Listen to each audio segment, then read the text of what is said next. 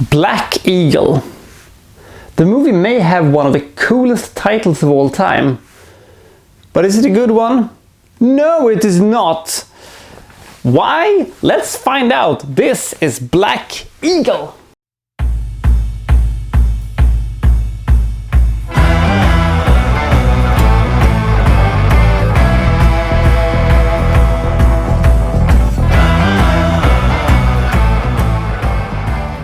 So the F-111 Aardvark. By the way, who the hell named a fighting plane an Aardvark? Ugh. Stupid. Stupid. It crashes in the Mediterranean Sea close to Malta. On board this plane they have some cutting-edge new technology, including a laser guiding system. Now the Ruskies are nearby and they want to lay their hands on it so they can get the laser guiding systems for themselves. The CIA deploys Kentani, this dude, whose mission it is to get the aircraft back, and he enters a dangerous world of espionage and casinos and villains, and also Andrei, which is the super evil Russian played by Jean-Claude Van Damme. Yes, Van Damme is playing a bad guy in this one. This is one of his earlier roles and he was at this point typecasted a bit as villain. This was one of his absolutely earliest movies, and actually he is the best actor in this movie. Van Damme has put on some almost okay performances, you know, from time to time, but this was in the beginning of his career. This was before the golden age of Jean-Claude Van Damme, which was from the late 80s to the late 90s. Almost a decade of pretty okay movies.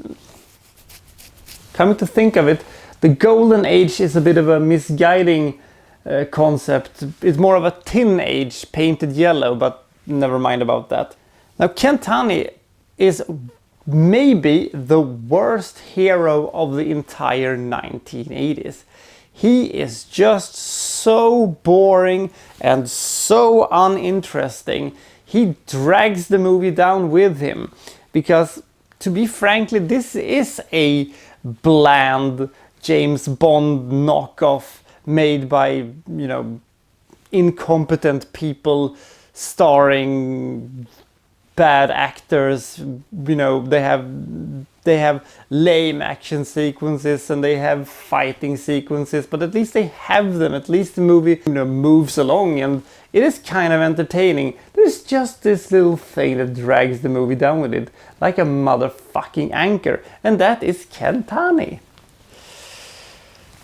I've never seen this guy who plays Kentani before I saw Black Eagle or after, and thank God for that, because he's just the worst. He's just terrible.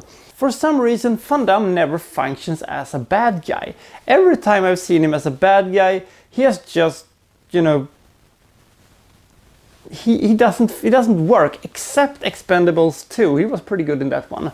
But in that movie he played villain. But here he puts on one of the worst performances of his entire career. It is dreadful. When I saw this movie the first time, I thought that Sho Kosugi was the bad guy and Van Damme was the good guy, because Van Damme always plays the good guys, but not in this case. And until I, you know, realized that I'm supposed to care about Kentani instead of Andrei, I was basically, I don't want to do that. I hate him. He's fucking horrible. That was a big problem, because it is difficult if you don't like your heroes. Sure, they can be, you know, bland or anything, but you have to at least be a bit sympathetic to them. In this case, I fucking hated him. From the get-go, him and his fucking son.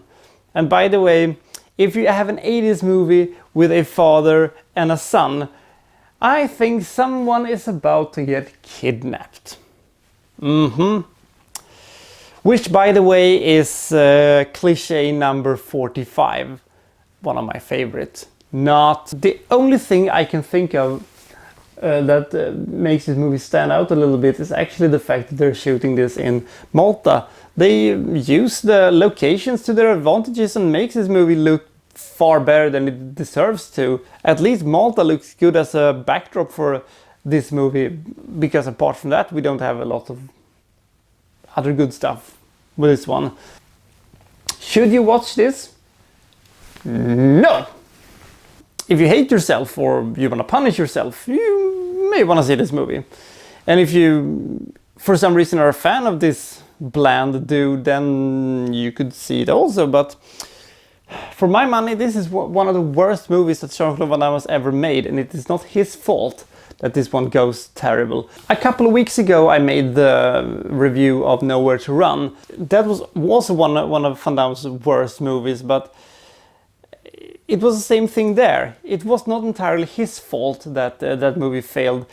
If you would compare these two, Nowhere to Run did have the better action sequences, but this one has the better pace. Now, Nowhere to Run tried to make Van Damme act, which was a terrible idea, but in this case they try to force him as a bad guy, and it doesn't work. They are bad, both of them, but in different ways. Bad actors, bad action, really cheesy. 24. I don't know if I can go higher than that. No, 24 it shall be.